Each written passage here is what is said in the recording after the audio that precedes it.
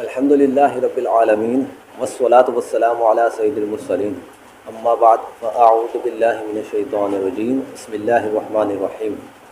फरमान मुस्तफ़ा सल्लल्लाहु तआला अलैहि वसल्लम, मुसलमान की नीयत उसके अमल से बेहतर है। आमाल का दारोमदार नीयतों पर है। जितनी अच्छी नीयतें ज़्यादा उतना तवाब भी ज़्यादा। तो चले आए पहले सब मिलकर अच्छी अच्छी नीयतें कर लेते हैं। अल्लाह अज़्ज़ व जल्ला की रज़ा के लिए और सवाब कमाने के लिए अच्छी अच्छी नीयतें करेंगे। हदीस पाक जिसका मफ़हूम है कि मोमिन की नीयत उसे जन्नत में दाखिल कर देती है, पर अमल करते हुए अच्छी अच्छी नीयतें करेंगे। हर बार हम्द व सलात, तावुद व तस्मिया से क्लास का आगाज़ करेंगे। इंग्लिश ज़बान सीख कर दीन की इशाअत करेंगे। इस ज़बान के लोगों में दीन का काम करेंगे। इस ज़बान के लोगों को नेकी की दावत देंगे। इंग्लिश सीखते हुए जहाँ जहाँ अल्लाह पाक का ज़ाती या सिफ़ाती नाम पाक आएगा वहाँ पाक या करीम वगैरह कलिमात सना पढ़ेंगे। और जब सरकार सल्लल्लाहु ताला अलैहि वसल्लम का कोई भी ज़ाती या सिफ़ाती नाम मुबारक आएगा वहाँ सल्लल्लाहु अलैहि वसल्लम पढ़ेंगे। सहाबा कराम का ज़िक्र खैर हुआ तो रज़ियल्लाहु ताला अन्हु पढ़ेंगे। नेक लोगों के ज़िक्र खैर के वक्त ज़िक्र सालिहीन की बरकतें लुटेंगे। हस्ब मौका रज़ियल्लाहु ताला अन्हु रिज़वानुल्लाहि ताला अलैहिम अजमाइन रहमतुल्लाहि ताला अलैहि दामत बरकतहुमुल आलिया पढ़ेंगे। मक्का व मदीना का ज़िक्र खैर सुनेंगे तो ज़ादहल्लाहु शरफ़न व तअज़ीमन पढ़ेंगे। इंग्लिश सीख कर दूसरों पर अपना रौब बिठाने की बजाय उनकी भी इंग्लिश सीखने में मदद करेंगे। इंग्लिश ज़बान में दीनी कुतुब पढ़कर अपने इंग्लिश भी इम्प्रूव करेंगे और इल्म दीन भी हासिल करेंगे इंशाअल्लाह अज़्ज़ व जल्ला। मैं भी नियत करता हूँ कि शरीयत को मद्देनज़र रखते हुए इंग्लिश सिखाऊंगा, और आप भी नियत करें कि जहाँ भी मुझे शरई गलती करता हुआ पाएँ तो फ़ौरन मेरी इस्लाह करें। मुझे आएँ बाएँ शाएँ या अपने मौक़ूफ़ पर अड़ता हुआ नहीं बल्कि शुक्रिया के साथ रुजू करता हुआ पाएंगे। तो चले आएँ आज की क्लास का आगाज़ करते हैं। सल्लु अलल हबीब सल्लल्लाहु अला मुहम्मद सल्लल्लाहु अलैहि वसल्लम।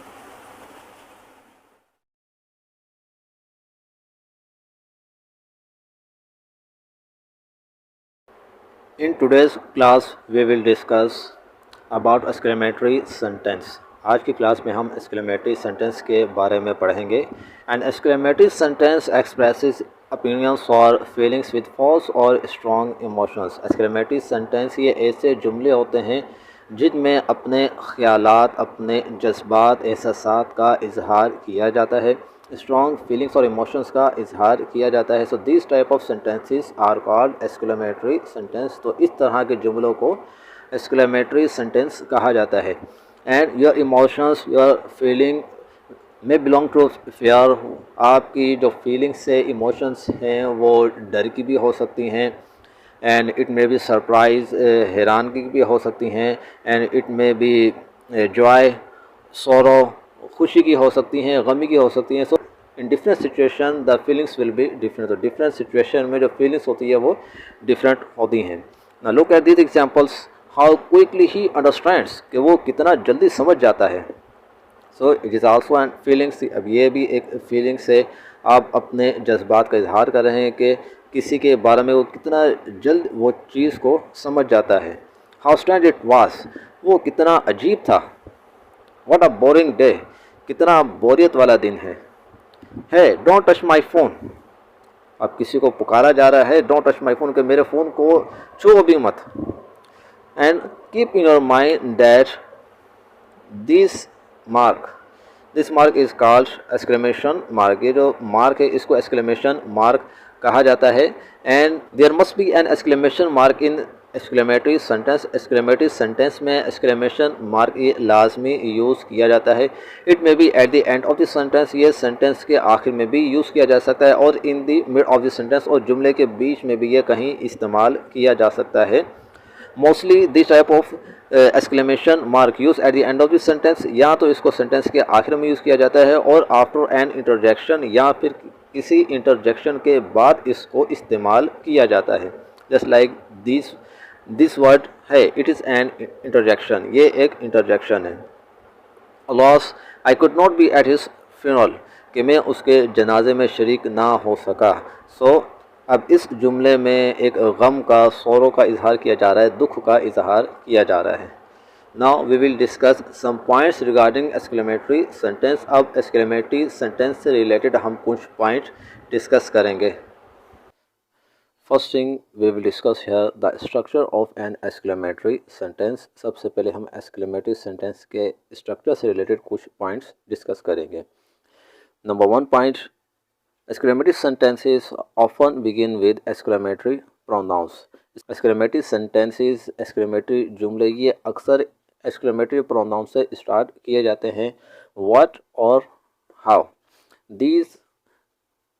these words are also called interrogative pronouns. इनको interrogative pronouns भी कहते हैं because these type of words usually used in questions. ये इस तरह के जो वर्ड होते हैं what और how, these are called WH words. इनको WH वर्ड्स भी कहते हैं क्योंकि इस तरह के जो वर्ड्स हैं ये क्वेश्चन में, इंटरोगेटिव सेंटेंस में यूज़ किए जाते हैं। That is why this type of words are also called interrogative pronouns. But when these words are use in exclamatory sentences, लेकिन जब ये वर्ड, ये प्रोनाउन जब एक्सक्लेमेटरी जुमलों में इस्तेमाल किए जाते हैं, so these words are called exclamatory pronouns. तो फिर इनको एक्सक्लेमेटरी प्रोनाउंस कहा जाता है। Now look at this example, What a beautiful baby, कितना खूबसूरत बच्चा है। So exclamatory sentences typically start with the exclamatory pronouns what or how to emphasize. Next point is exclamatory sentences usually end with exclamation marks. This mark is called exclamation mark. इसको exclamation mark कहा जाता है और exclamatory sentences ये अक्सर इन जुमलों के आखिर में exclamation mark ही लगाया जाता है। And it also happened that these exclamation mark also used after interjection in the middle of the sentence. जुमले के स्टार्ट में अगर कोई इंटरजेक्शन यूज़ किया गया है तो so after interjection we use this exclamation mark. Exclamation mark फिर वो इंटरजेक्शन के बाद ये लगाया जाता है। Point number 3, exclamatory sentences can use interjections like wow, alas, hurrah. अब exclamatory sentences, exclamatory जुमलों में interjection भी इस्तेमाल किए जाते हैं। Just like wow, alas, hurrah, these are called interjections. So exclamatory sentences can include interjections like wow और ouch to express a strong feeling और emotion. इस तरह के इंटरजेक्शन हम अपने जज्बात को इजहार करने के लिए, अपने जज्बात की शिद्दत का इजहार करने के लिए इस तरह के इंटरजेक्शन हम यूज़ करते हैं। And these interjections can stand alone with their own exclamation marks और connected to rest of an exclamatory sentence with the use of a comma. ये इंटरजेक्शंस ऐसे होते हैं, इनकी अपनी भी एक मीनिंग होती है। अब हम कुछ इंटरजेक्शन के बारे में डिस्कस करते हैं कि कौन से इंटरजेक्शन किस सिचुएशन में यूज़ किए जाते हैं। So these are some interjections that are use in different situation. ये कुछ इंटरजेक्शंस लिखे हुए हैं जो कि डिफरेंट सिचुएशन में इस्तेमाल किए जाते हैं। The definition of interjection is an interjection is a word which expresses some sudden feelings. कि इंटरजेक्शन ये ऐसे अल्फाज होते हैं जब हम अपने जज्बात का इजहार करते हैं तो अचानक से ही हमारे मुंह से वो, हमारी ज़बान से वो अदा हो जाते हैं। So these type of words are called interjections. उनको हम इंटरजेक्शंस कहते हैं। Just like alas, these words are saying when we are in the situation of sorrow. के ये अल्फाज उस वक्त कहे जाते हैं जब हम गम में होते हैं। And hurrah, these words are uttered when you are in the situation of joy. जब आप खुशी में होते तो दीज टाइप ऑफ वर्ड्स, ये वर्ड्स आप कहते हैं। Sorry, it is use in the situation of regret. ये सॉरी ये उस वक्त हम यूज़ करते हैं जब हम शर्मिंदा होते हैं किसी भी चीज़ पर या किसी भी बात पर। और watch how in the situation of surprise, ये हम सरप्राइज़, एक हैरान कर देने वाली सिचुएशन में, हालत में इस्तेमाल करते हैं।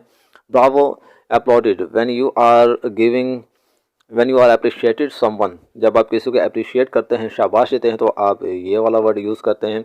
और कॉन्टेप्ट में ना हकारत, जब किसी को हकीर जानते हैं या हकारत से देखते हैं तो उस सिचुएशन में ये वर्ड इस्तेमाल करते हैं। Yuck disgusting, disgusting mean कराहत।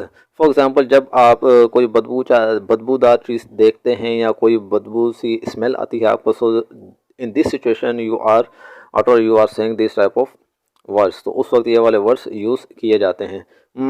Lovely, प्यारा, ना mean no, oh that's hurt, कि अक्सर जब चोट लग जाती है तो अक्सर हमारी ज़बान से ये लफ्ज़ अदा हो जाता है कि ओ। So it is also an interjection, ये भी एक इंटरजेक्शन है। It means be quiet, it is also interjection.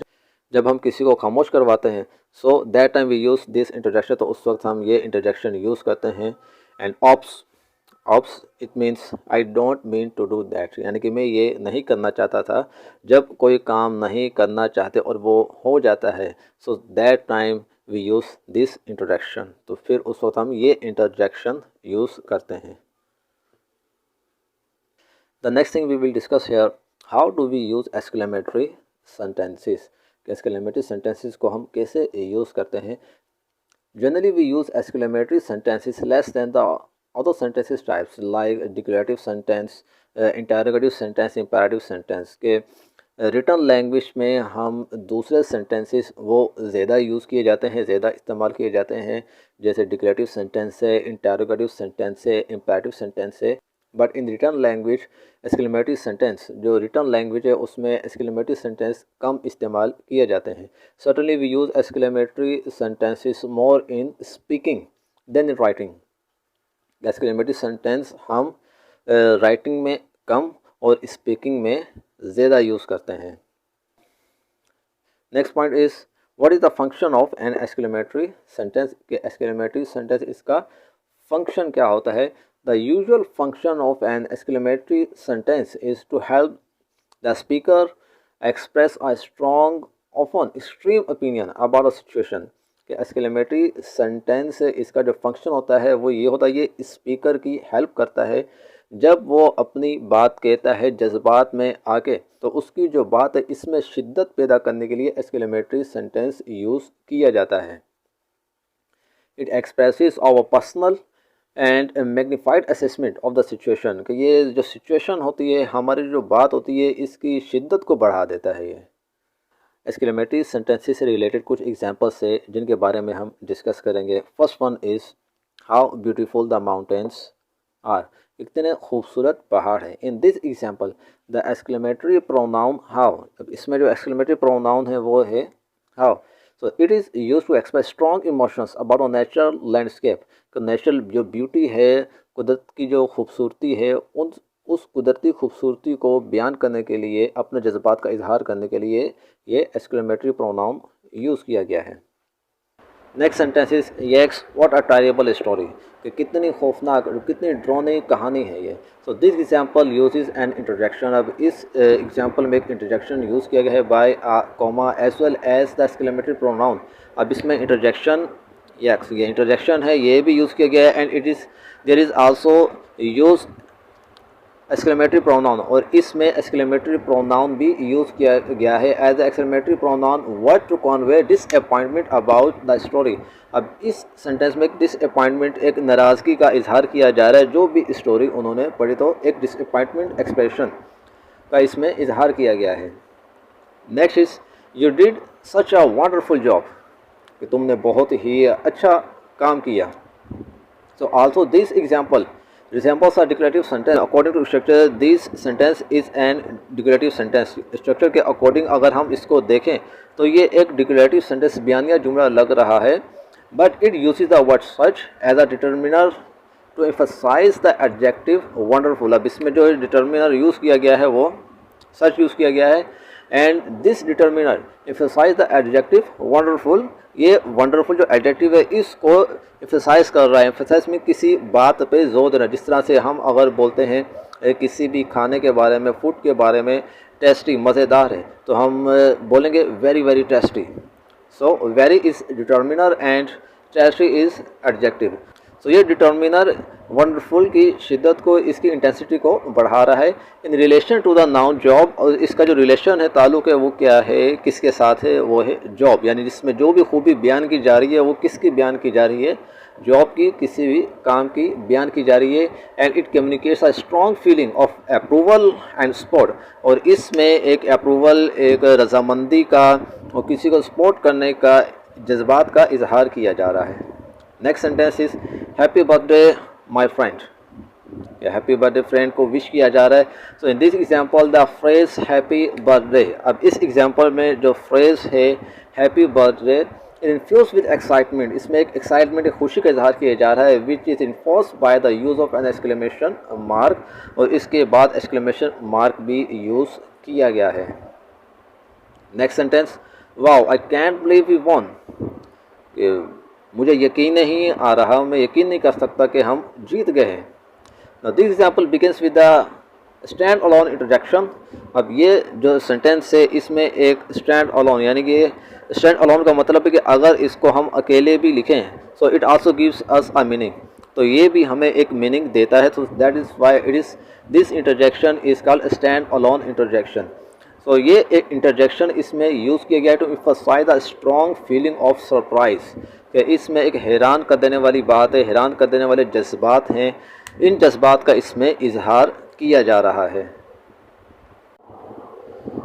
Now we will discuss the 4 type of sentence optative sentence. अब हम सेंटेंस की काइंड नंबर 4 इसके बारे में हम पढ़ेंगे। ऑप्टेटिव सेंटेंस, उर्दू में इसको दुआया जुमला भी कहते हैं। The explanation or definition of optative sentence is the sentences which express a prayer, wish or curse are called optative sentences। के ऐसे जुमले जिसमें किसी को दुआ दी जाती है, विश किया जाता है, या अपनी ख्वाहिश का इजहार किया जाता है, या फिर बद्दुआ दी जाती है। So this type of sentences are called optative sentences. तो इस तरह के जुमलों को दुआया जुमले कहते हैं। For example, may the king live long, कि अल्लाह ताला बादशाह की उम्र दराज करे। May Allah bless you all, अल्लाह ताला आप सबको बरकत दे। May the almighty Allah help in this tragedy, अल्लाह ताला इस गम में उसकी मदद करे। Wish you a happy journey together, आपको एक साथ सफ़र मुबारक हो। I wish I were rich, काश मैं अमीर होता। In this 3 sentences there is a prayer. इन 3 सेंटेंसेस में दुआया कलमात का इजहार किया जा रहा है, दुआ दी जा रही है किसी को। In this sentence there is a wish, इस सेंटेंस में किसी को विश किया जा रहा है।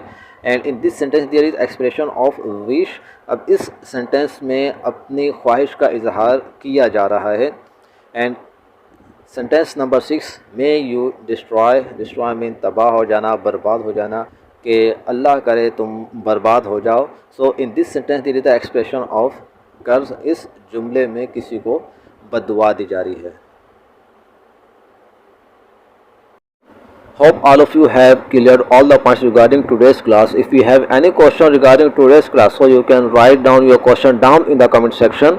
आज की क्लास से रिलेटेड अगर आपके माइंड में कोई भी क्वेश्चन है जो आप पूछना चाहते हैं, तो आप नीचे कमेंट सेक्शन में वो क्वेश्चन आप लिख सकते हैं। इंशाल्लाह we will meet in next class with a new topic. Till then, अस्सलामु अलैकुम व रहमतुल्लाहि व बरकातुहू।